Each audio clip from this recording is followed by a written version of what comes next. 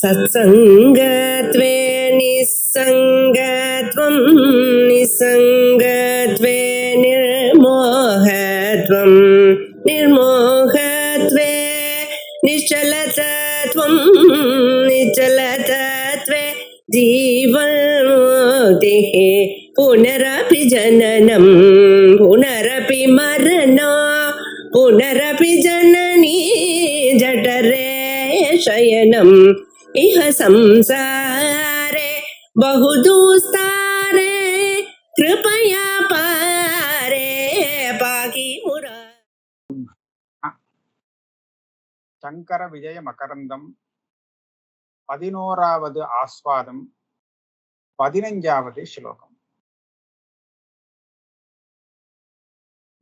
அதாவது இதுக்கு முன்னாடி அந்த சாதுர்மாசியம் அனுஷ்டானம் முடிஞ்சுடுத்து, வேதாந்த விசாரங்கள்லாம் முடிஞ்சு, இப்ப குருனா கோவிந்த பகவத் பாதாள் சங்கர பகவத் பாதாள பாஷ்யம் பண்ண சொல்லி காசிக்கு அனுப்புறார்.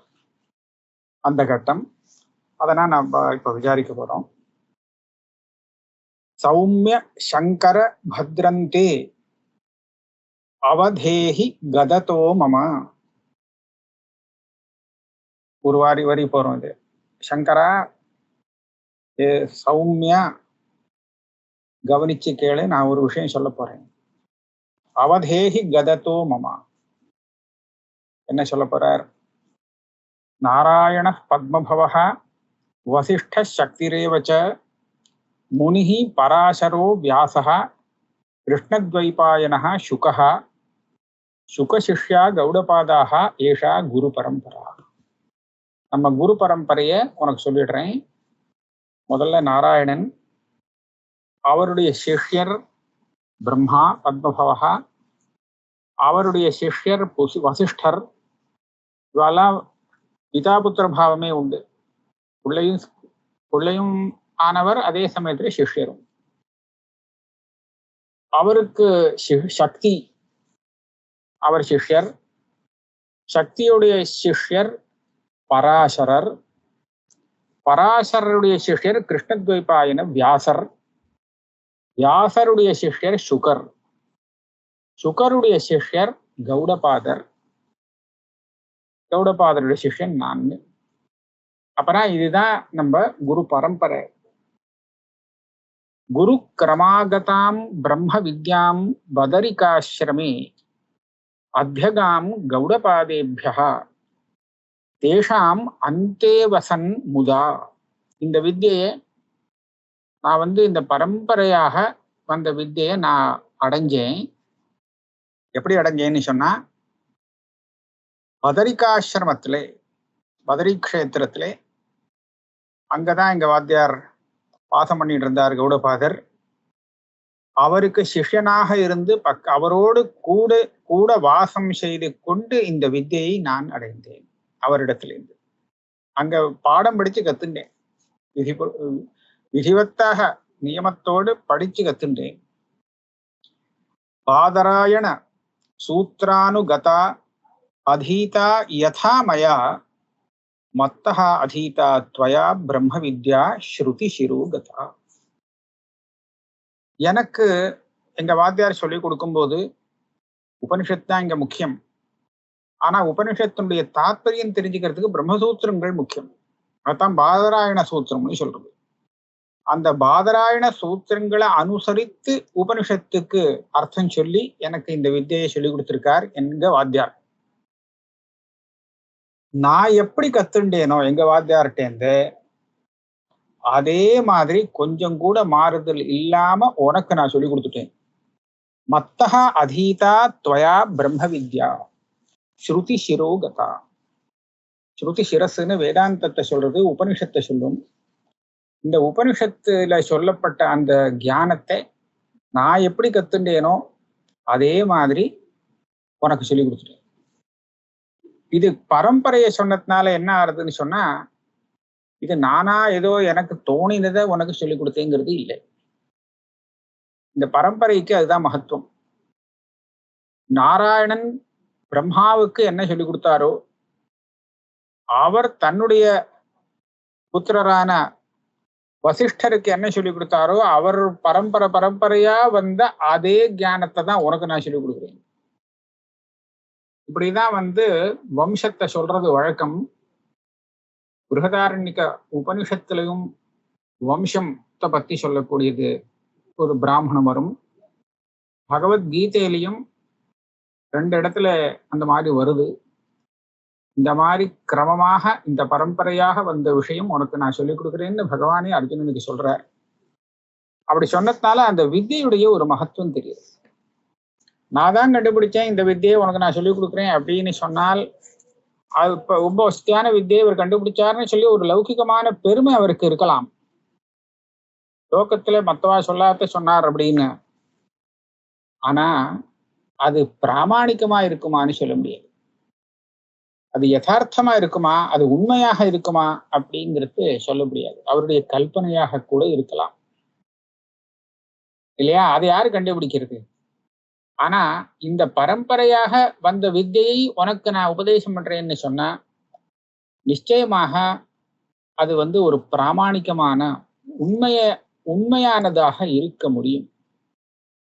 அதனாலதான் எனக்கு என்ன தோன்றது, இந்த சிஷ்ய பரம்பரையில முக்காவாசி புத்திர பரம்பரையாவே இருந்திருக்கு. அதுக்கு என்ன காரணம்னு நான் என்ன நினைக்கிறேன்னா, பிதாவானவன் புத்திரனுக்கு விஷயத்தை சொல்லிக் கொடுக்கும் போது தப்பா சொல்லிக் கொடுக்க மாட்டான். தெரிஞ்சுதான் வேணும்னு மாத்தி சொல்லிக் கொடுக்க மாட்டான். ஏன்னா புத்திரனிடத்துல அவனுக்கு இருக்கக்கூடிய ஒரு வாத்சல்யம்ங்கிறது ஒரு சுவாபாவிகமானது, இயற்கையானது. சுவாபாவிகம்னா இயற்கையானது. அதனாலதான் இந்த பரம்பரையனே வச்சிருக்கா. பரம்பரையை காப்பாத்தணும் அப்படின்னு சொல்றதுக்கே அது ஒரு வாத்சல்யத்தை காண்பிக்கக்கூடியது. அது உண்மையை சொல்லும் அது. அப்ப அந்த ரீதியில பார்த்தாக்க பரம்பரையா வந்தது இந்த பிரம்ம வித்தை. உனக்கு நான் இப்ப சொல்லி கொடுத்துருக்கேன். ஆனா உன்கிட்ட எனக்கு ஒரு அபேட்சை இருக்கு. எப்படின்னு கேட்டா அதை நான் இப்ப சொல்றேன் கேளுங்கிறார். கௌடபாதாக குருவராக யதா அனுஜகிருஹு மம தைஹ் கிருதா காரிகா வேத சீர்ஷே மாண்டூக்கிய நாமனி சர்வோபனிஷதாம் அர்த்த வர்ணனே மார்கதர்ஷிகா தாம் த்வயி பிரதிபாத்யைவம் துஷ்யாமி சிர நிர்வൃதா. எங்க குருநாதர் கௌடபாதாச்சாரியர் அனுகிரகம் பண்ணி ஒரு காரிக்கை ரூபமாக ஒரு கிரந்தம் எழுதியிருக்கார்.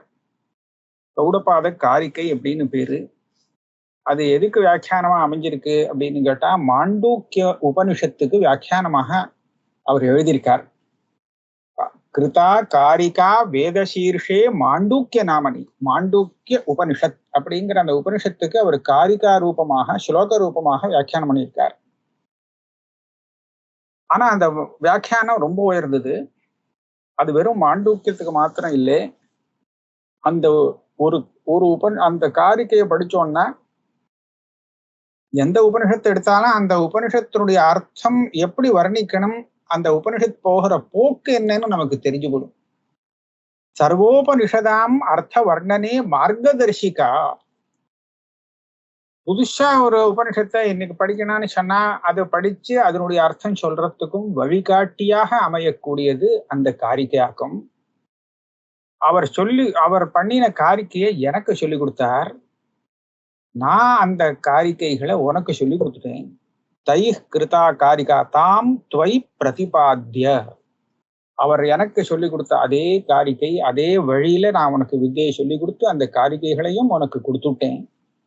அதனால நான் ரொம்ப சந்தோஷப்படுறேன். துஷ்யாமி சிர நிர்வൃதா. எப்போதுமே சதா எப்போதும் சௌக்கியமா இருக்கேன், ரொம்பவும் சந்தோஷமா இருக்கேன். இப்ப நான் உன்னை சொல்ல போறேன். ஸ்ருணுஷ்வ அவஹிதா யன்மே பூய பிரியம் அவாப்ஸ்யசி கச்ச வாராணசீம் பத்ர சிஷ்யாம் தத்ர அதிகாரிணः போதயன் ஆத்மவிஜானம் த்வமேதத் விபுலீகுரு. ஸ்ருணுஷ்வ, நான் சொல்றத அவஹிதா கவனமாக கீழ். இது எனக்கு ரொம்ப பிரியமானது. என்மே பூய பிரியம், ரொம்ப ரொம்ப பிரியமானது. இப்போ நான் சொல்லக்கூடிய விஷயத்த நீ பண்ணேன்னா எனக்கு ரொம்ப சந்தோஷமா இருக்கும். உனக்கும் அது பிரியமானது. எனக்கு மாத்திரமில்லை, பூய பிரியம் அவாப்சியசி. எனக்கு பிரியம், ஆனா உனக்கும் அது பிரியம். உனக்கும் பிரியமா இருக்கும், எல்லாருக்கும் பிரியமானதாக இருக்கும். அது என்னது? கச்ச வாராணசியும் பத்ர. முதல்ல நீ வாராணசிக்கு போ. அங்க சிஷ்யாம்ஸ்தத்ர அதிகாரிணா, அங்க உன்னிடத்துல படிக்க வரக்கூடிய சிஷ்யாள்ல யாரு யோக்கியமாக இருப்பாளோ அப்பேற்பட்ட யோக்கியதை உள்ள அதிகாரியான சிஷ்யர்களுக்கு போதையன் ஆத்ம விஞ்ஞானம், இந்த ஆத்ம விஞ்ஞானத்தை, இந்த வித்தியை அவளுக்கு போதிப்பாயாக. அதாவது நீ இந்த வித்தியை அவளுக்கு சொல்லிக் கொடு. சொல்லி கொடுத்து துவமேதத் விபுலீகுரு. விபுலீகுரு அப்படின்னா இதை விஸ்தாரப்படுத்து. இப்ப எங்க வாத்தியார் சொல்லி கொடுத்தார், நான் ஒத்தந்தான் அந்த வித்தியை வச்சு காப்பாத்திட்டு இருந்தேன். நான் இங்க குகைக்குள்ள இருந்துட்டேன், அதனால ஒன்றும் பெருசா பிரச்சாரம் இல்லை. ஆனா நீ அப்படி இருக்கக்கூடாது. இந்த வித்தியை எடுத்துட்டு போய் பல இடத்துல இந்த வித்தியை பிரச்சாரம் செய். இதான் விபுலீகுரு. இந்த வித்தியை பிரச்சாரம் பண்ணு. குரோஹோ கருணையா அபஷ்யம் பகவந்தம் கதாச்சன வியாசம் முனீனாம் சூத்ரார்த்தம் விவருண்வானம் ஹிமாச்சலே. ஒரு தடவை குருவுடைய அனுகிரகத்தினாலே நான் அந்த வியாச பகவானை ஹிமாச்சலத்துல பார்த்திருக்கேன். குரோ கருணையா அபஷ்யம் பகவந்தம் கதாச்சன. நான் பார்க்கும்போது அந்த வியாசர் மகர்ஷிகளுக்கு மத்தியிலே தன்னுடைய அந்த சூத்திரங்கள் இருக்கே, பிரம்மசூத்திரங்களுடைய அர்த்தத்தை விளக்கிட்டு இருந்தாராம். நான் எப்படி பண்ணியிருக்கேன், இந்த அர்த்தத்துல இப்படி இப்படி நினைச்சு பண்ணியிருக்கேன் அப்படின்னு சொல்லி பிரம்மசூத்திரார்த்தத்தை வியாசரே விளக்கி கொண்டு இருக்கும்போது நாம் பார்க்கும்படியாக எனக்கு ஒரு நல்ல சந்தர்ப்பம் கிடைச்சது. அதுவும் ஹிமாச்சலத்திலே. அப்போ வினீதோகம் பரியபிருச்சம் முனீனாம் அத சந்நிது. அங்க ரொம்ப வினயத்தோடு வியாச பகவானிடத்திலே நான் எல்லா முனிவர்களும் கேட்டுட்டு இருக்கும் போது அவளுடைய சந்நிதியில நான் ரொம்ப வினயத்தோடு ஒரு விஷயத்தை கேள்வி கேட்டேன். என்ன, அதாவது பிரார்த்தனை பண்ணிட்டேன். பரியபிருச்சம்னு சொன்னா நீங்க இதுக்கு ஒரு வழி பண்ணணும்னு சொல்லி ஒரு பிரார்த்தனை தான் இங்க. இது எப்படின்னு ஒரு கேள்வி, அந்த கேள்வி இல்ல. ஆரிய வேதாக துவயா வியஸ்தாக சுக்ராஹ்யாக மந்தமேதசாம் சூத்ரிதா பிரம்மமீமாம்சா ஸ்ருதி சீர்ஷ பதானுகா லக்வக்ஷரத்வாத் சூத்ராணாம் விவருத்திஹி காபி அபேக்ஷியதே யதார்த்த கிரகணாய ஏஷாம் கிருபயா விவருத்திம் குரு. நான் அவர்கிட்ட கேட்டது இவ்வளவுதான். என்ன கேட்டேன்னா, ஆரிய பூஜ்யரே, நீங்க வேதங்கள் எல்லாம் பிரிச்சு கொடுத்தேள். அதனால இப்போ இந்த காலத்துல புத்தி அந்த கிரகண சக்திங்கிறது, தாரண சக்தி குறைவா இருக்கிறவாளுக்கு கூட ஈஸியா சுலபமாக அந்த வேதங்களை அத்தியனம் பண்ணி காப்பாற்ற முடிஞ்சது. பிரம்ம மீமாம்சைய சூத்திரமாக பண்ணி கொடுத்தேள்.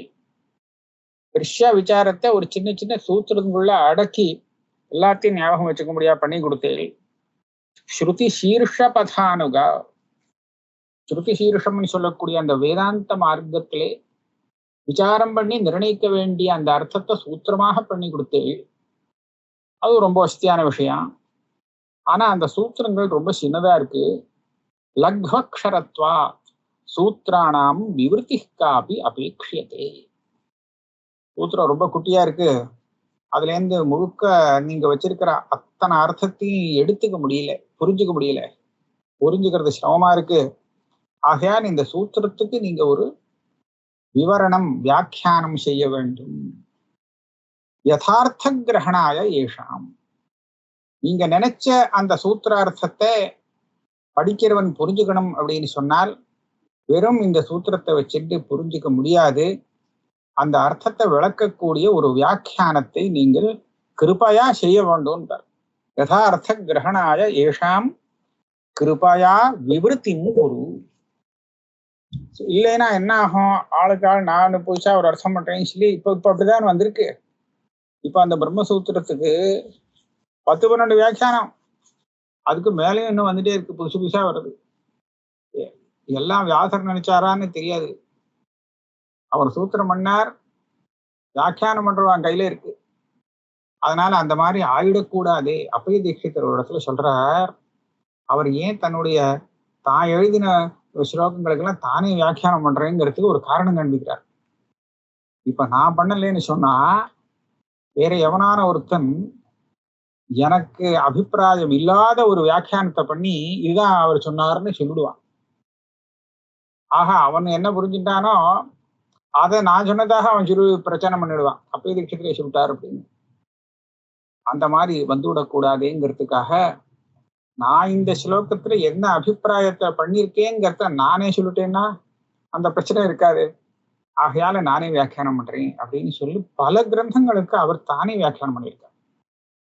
அதுக்கு இதுதான் காரணம்னு சிவதத்துவ விவேக்குங்கிற கிரந்தத்துல அவர் சொல்லியிருக்கார். அதாவது சிகரிணி மாலா அப்படின்னு ஒரு ஸ்தோத்திர கிரந்தம், ஒரு ஸ்தோத்திரம் இல்லை, சாஸ்திர ஸ்தோத்திரம், சாஸ்திரம் என்னதான் சொல்றது அப்படிங்கிற ஒரு கிரந்தம். அந்த கிரந்தத்துக்கு அவரே தான் சிவ தத்துவ விவேகம் அப்படின்னு சொல்லி வியாக்கியானம் பண்ணியிருக்கார்.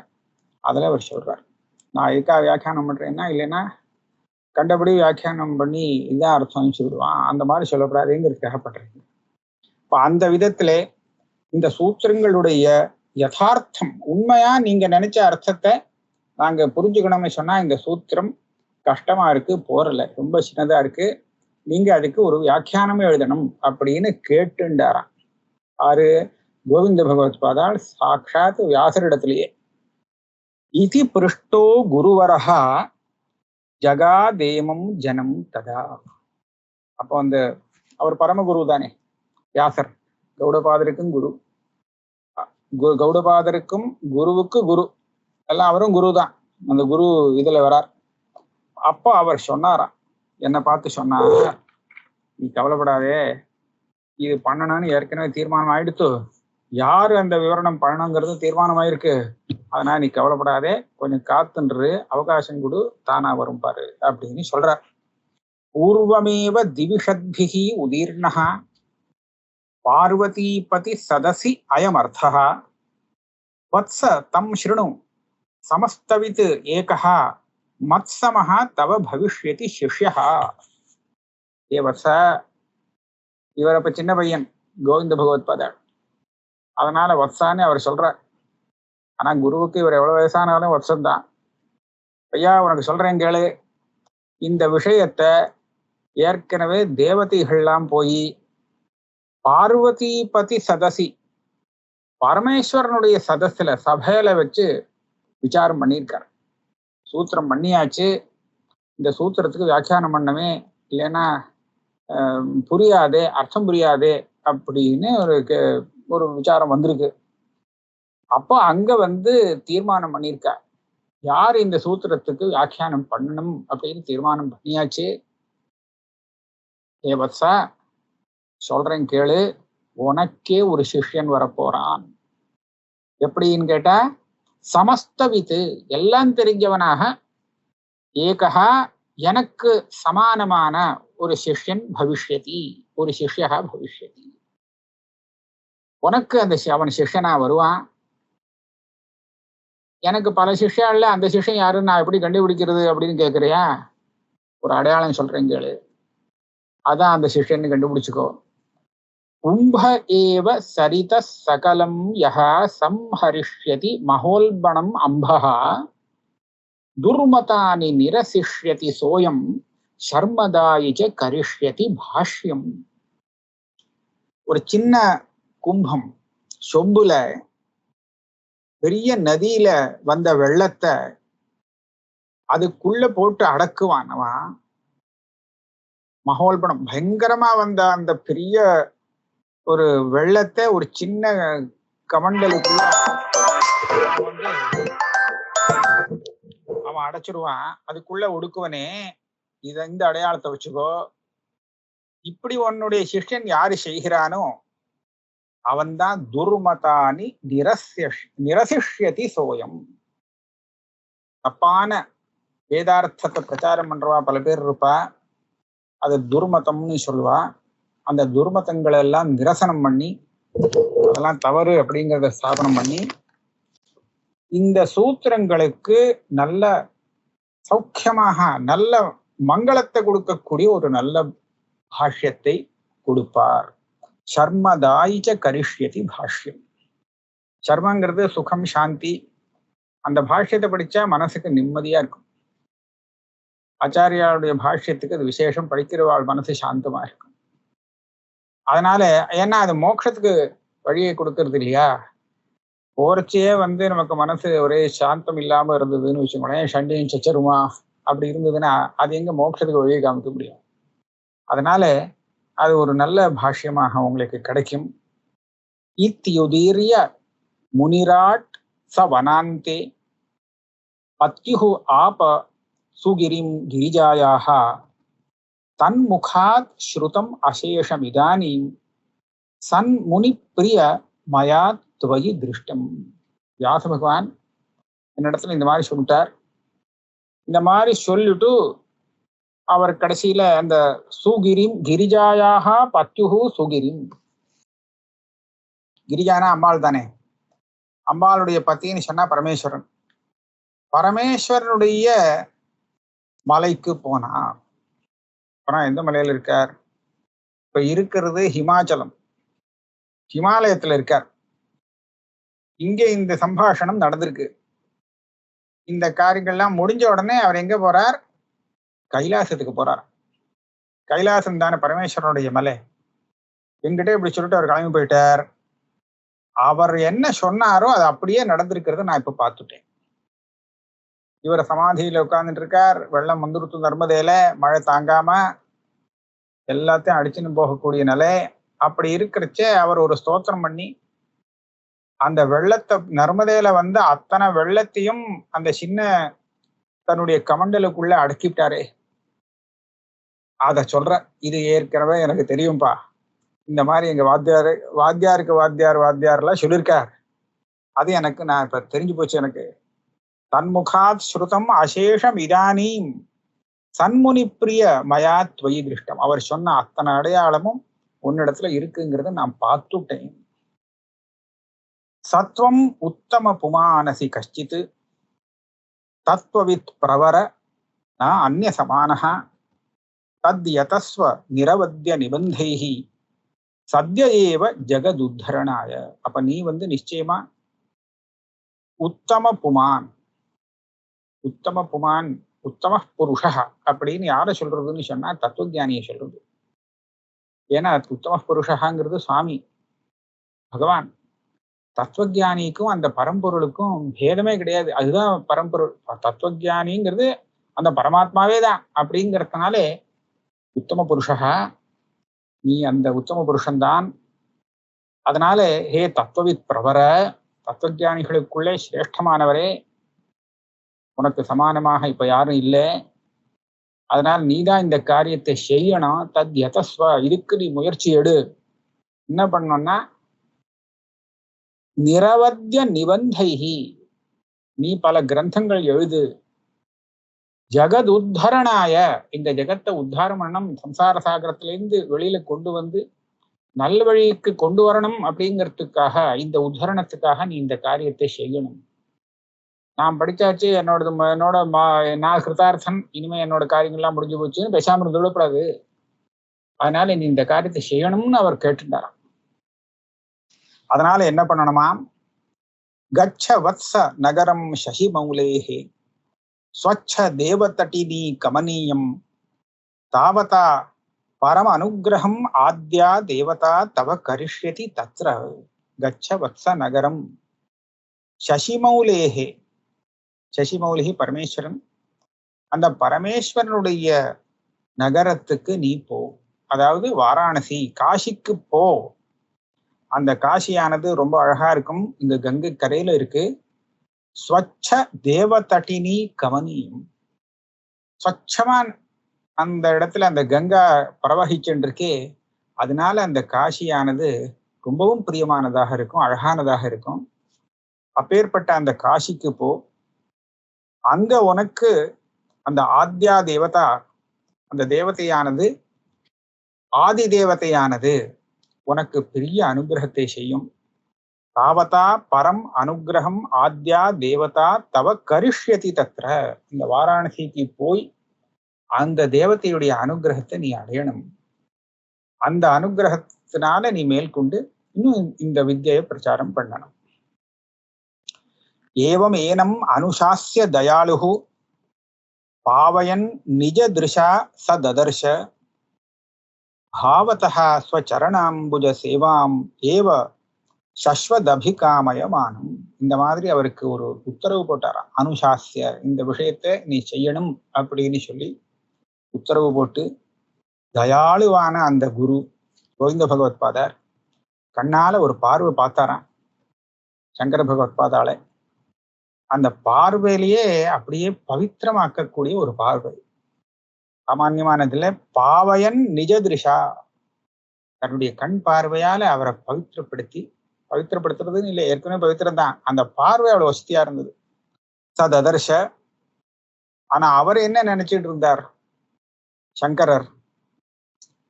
இவருடைய சரணாம்புஜத்தை சேவை பண்ணிட்டு, அதுக்கு சேவை பண்ணிட்டு அவரோட கூடவே இருந்து விடலாம் அப்படிங்கிறது அபிப்பிராயத்துல ஆச்சாரியால் இருந்திருக்கார், பாஷ்யக்காரர். சஸ்வத், எப்போதுமே ஸ்வச்சரணாம்புஜ சேவாமேவ அபிகாமயமானம், எப்போதும் கூட இருந்து அந்த வாத்தியாருக்கு சேவை பண்ணிட்டு இருப்போம் அப்படின்னு நினைச்சிட்டு இருந்து அந்த சிஷ்யனை பார்த்து இந்த காரியத்தை செய், போ காசிக்கு அப்படின்ட்டார்.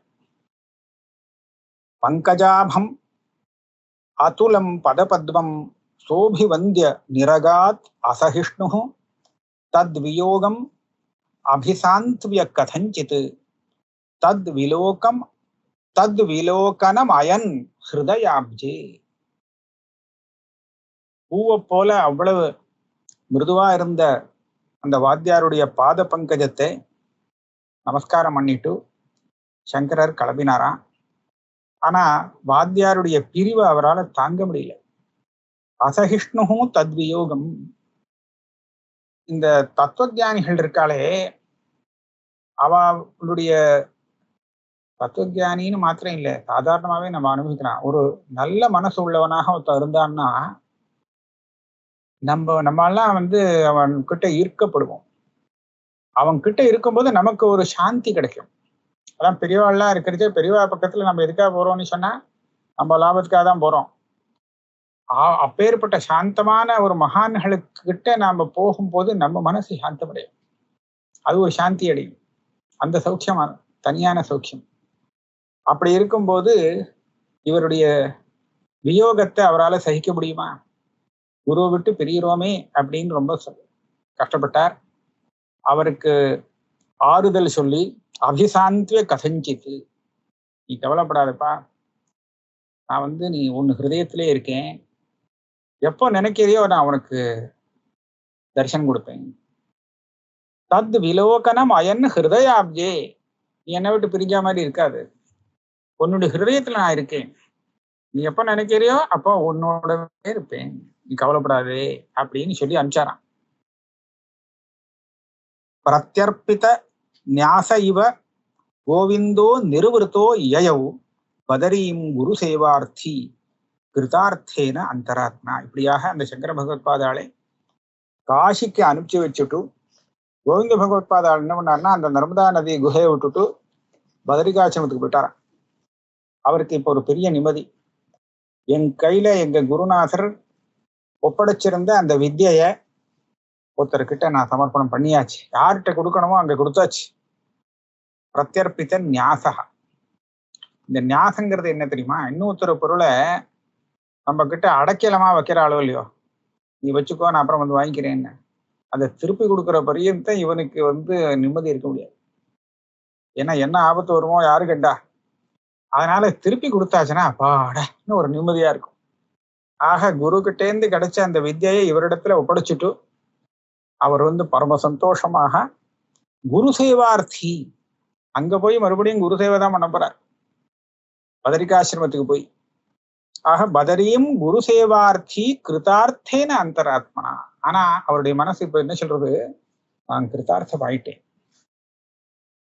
படிச்சது போறல, படிச்சு அதை இன்னொரு இடத்துல கொடுத்துட்டோன்னு சொன்னா நிஜமாவே இவன் கிருதார்த்தன் ஆகிறான் இல்லையா? ஏன்னா எப்படி இவருடைய வாத்தியார் தன்னுடைய வித்தியை சம்ரக்ஷணம் பண்ணணும்னு சொல்லி சிஷ்யனுக்கு கொடுக்குறானோ, அதே மாதிரி அந்த சிஷ்யனுக்கும் இந்த வித்தியை தனக்கு அப்புறமும் நல்ல நல்ல விதமா இருக்கணும், ஜீவிக்கணும் அப்படிங்கிற ஒரு இது உண்டு இல்லையா? ஆக அந்த வித்தியானது நல்ல சிஷ்யன்கிட்ட கொடுத்தா அது நல்லா இருக்கும்.